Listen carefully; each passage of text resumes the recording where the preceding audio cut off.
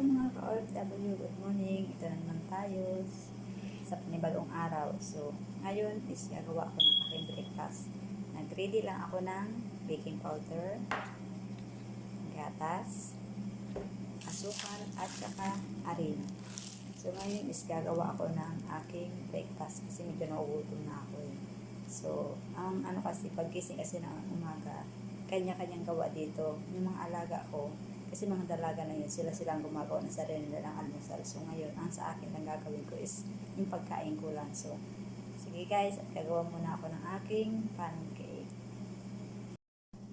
So guys, ito na ang aking nagawang pancake. See?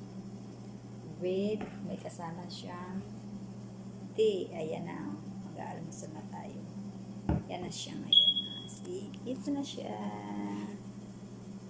Breakfast for today.